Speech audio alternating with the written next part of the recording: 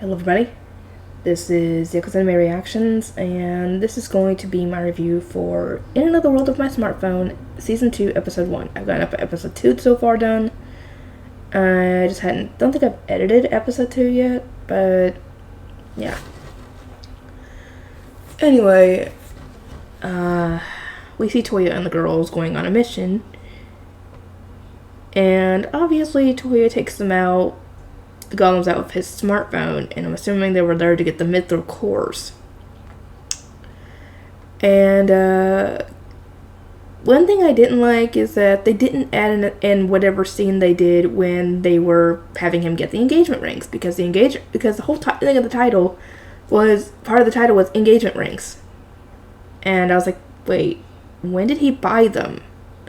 And turns out, I missed an entire scene at the end of the last episode of Season 1 where he ends up meeting an important character, but that still doesn't explain the whole engagement rings thing, because that would have been a good scene to see. At the very least, if you're not going to show him buying the rings, at least show him giving them to them. Because that would have been nice too, you know? Yeah, I think there was a writing error or something, because when he's in heaven talking with God and the goddess of love, I think that's who it was. She asked him, well, why don't you have a picture of your wives on your screen? And he said, I didn't want to have all 9 of them on my screen. That'd be embarrassing if someone found it. And I'm like, wait, when did he get 9? How does he even know that? Because he's supposed to only have 4. Because it was the 2 sisters, the princess, and I cannot remember their names for the life of me. I have to go back and rewatch the show.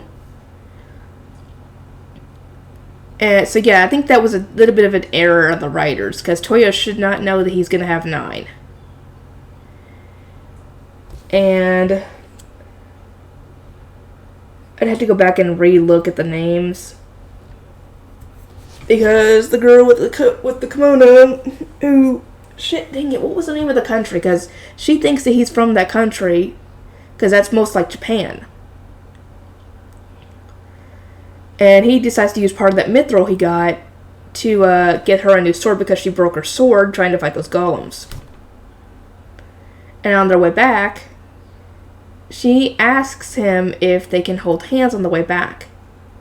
And both of them are blushing like mad, but he obliges. And they hold hands. And I'm like, that's cute. That's cute that they get a little bit of time together with each other, just the 2 of them. And hopefully the other girls will get the same thing. But that's going to be very awkward if they're all 4 of them are with him at some point, and they're out and about, and they all want to hold hands with him. Like, he's only got 2.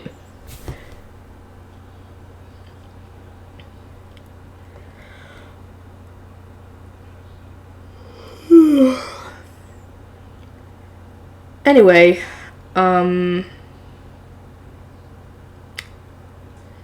he goes and visits the inn after a bit, and he finds that business isn't good for them. And he's trying to figure out, what could I give them to help business pick up? He makes a hot spring out of freaking nowhere. And he actually ended up forgetting Cheska back at the garden, and he had to go back for her. And they're still obviously trying to find the other pieces of that floating, whatever the heck it is, floating metropolis, I'm guessing. And thinking, what was her name? Lean? Whatever her name is, the girl with the walking teddy bear. She's going to have to look for them. And I think she tells him that if I am able to find another one, then you have to buy me lingerie, because Francesca had asked an apology to buy the naughtiest lingerie for her. And Toya was like, what the fuck is wrong with y'all? Anyway, he makes the hot spring, and it's, men and women separate, obviously. And while the girls are in there getting changed to get in the hot spring, they're all talking about when they possibly fell in love with Toya over time. And I think it's cute that they actually did over time fall in love with him. It's not just, automatic love at first sight. Well, the princess might have been love at first sight, but that's neither here nor there. And Cheska is being, her usual self and tries to climb over the wall. I think to wash his back or something. Claiming that a mysterious mist is covering her naughty bits. And I'm like, dude, what are you doing? And it turns out that he put a paralysis spell over the top of the fence so that way nobody could climb over and get into the other bath. But by that point, Lane rushes in, or whatever her name is, she rushes in and says, "Oh, I found another piece of the ruin," or whatever. And, well, apparently he didn't do that to the, didn't warn her about that because she rushes in and all the guys are in there, well, naked.